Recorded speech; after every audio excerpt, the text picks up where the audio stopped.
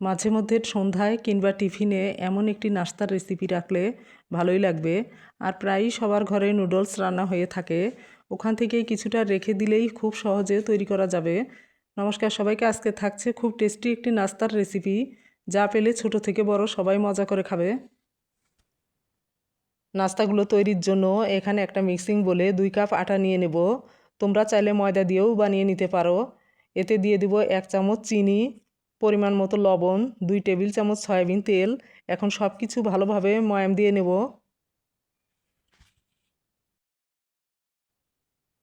আটাগুলো এমন মুঠো করলে দলা হয়ে যাবে, তাতে বোঝা যাবে ময়াম হয়ে গেছে।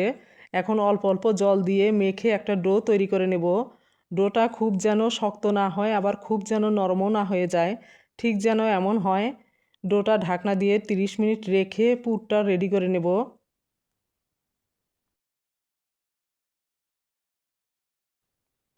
ফ্রাই প্যানে পরিমাণ মতো একবারেই সয়াবিন তেল দিয়ে দেব। একটা রসুন কুচি নিয়েছি, সেগুলো দিয়ে এক সাইডে রেখে পেঁয়াজ কুচি, কাঁচামরিচ কুচি দিয়ে দেব। রসুনগুলো এমন লাল হলে সুন্দর একটা ফ্লেভার আসবে। এখন সব কিছু সামান্য লবণ দিয়ে নরম হয়ে যাওয়া পর্যন্ত নাড়াচাড়া করে নেব।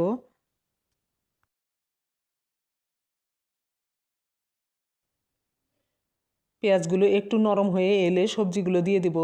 এখানে আমি সবজির মধ্যে নিয়েছি আলু, ফুলকপি আর গাজর, আর সব কিছু একদম ছোট ছোট করে কেটে নিয়েছি। সবজিগুলোতে সামান্য লবণ দিয়ে নেড়েচেড়ে ঢেকে দেব।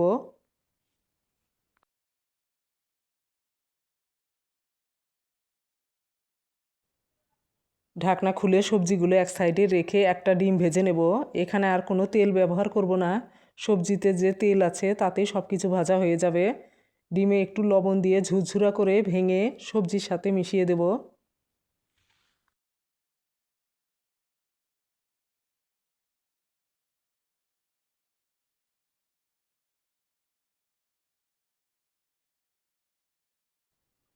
এর মধ্যে কিছু গুঁড়া মশলা দিয়ে দেব। 1/2 চামচ করে নিয়েছি জিরার গুঁড়া, ধনিয়ার গুঁড়া, শুকনো মরিচের গুঁড়া, কালো গোলমরিচের গুঁড়া, হলুদের গুঁড়া, 1 টেবিল চামচ সয়া সস দিয়ে সব কিছু কিছুক্ষণ ভেজে নেব।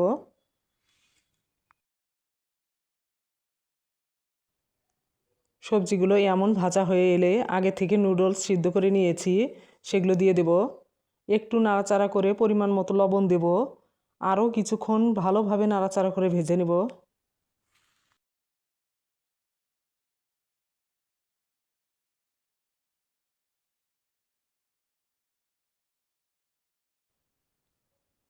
একদম ভাজা হয়ে এলে 1 ফালি লেবুর রস দিয়ে নেড়েচেড়ে নামিয়ে নেব।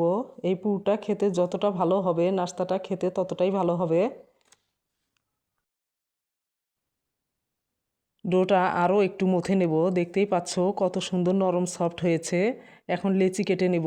আমি ছোট ছোট করে লেচি কাটছি, তোমরা চাইলে বড় বড় করে কেটে নিতে পারো, তাহলে তাড়াতাড়ি হয়ে যাবে।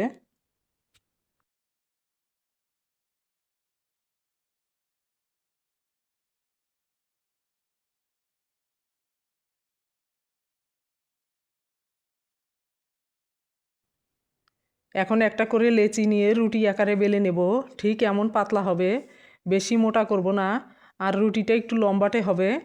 এখন একটা ধারালো বাটির সাহায্যে গোল করে কেটে নেব। আমি সবগুলো নাস্তা এখনই তৈরি করব না, কিছুটা রেখে দেব, পরে করে নেব।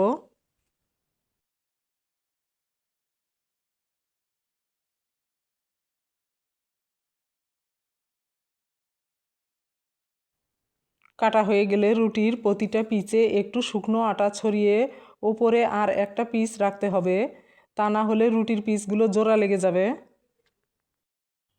এখন আমি একটা রুটির পিস নিয়ে পুর ভরে নেব। নাস্তাটা মোমো আকারে শেপ দিচ্ছি, তোমরা যে কোনো শেপে করে নিতে পারো, টেস্ট একই রকম থাকবে। নাস্তার পেটের দিকটা ভালো করে চেপে চেপে দিতে হবে, তা না হলে ভেতরে তেল ঢুকে যাবে। আমি যেহেতু তেলে ভাজা করব,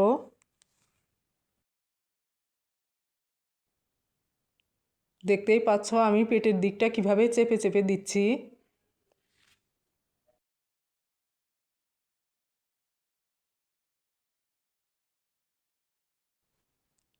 এভাবে সবগুলো বানিয়ে নিয়েছি। কড়াইয়ে বেশি করেই সয়াবিন তেল দিয়ে দেব। নাস্তাগুলো ডুবো তেলে ভাজতে হবে। তেল হালকা গরম হয়ে আসলে সবগুলো একবারেই ভেজে নেব, যেহেতু তেল বেশি করে দিয়েছি। চুলার আঁচ মিডিয়াম লোয়ের মাঝামাঝি রেখে ভেজে নেব। চুলার আঁচ বেশি হলে উপরটা লাল হয়ে যাবে আর ভেতরটা কাঁচা থেকে যাবে। এখন ভালো করে এপাশ ওপাশ করে উল্টিয়ে ভেজে নেব। এমন লাল করে ভাজতে হবে। ভাজা হয়ে গেছে, নামিয়ে নেব। একটা ভেঙে দেখাচ্ছি কতটা মুচমুচে হয়েছে, আর দেখতে যেমন সুন্দর হয়েছে খেতে তো অনেক টেস্টি হবে। তো তৈরি হয়ে গেল খুব সুন্দর একটি নাস্তার রেসিপি, যা খেতে ছোট থেকে বড় সবাই পছন্দ করবে।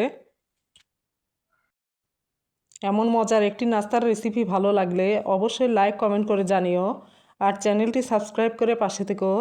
সুস্থ থেকো, ভালো থেকো। দেখা হচ্ছে নতুন আরেকটি রেসিপিতে।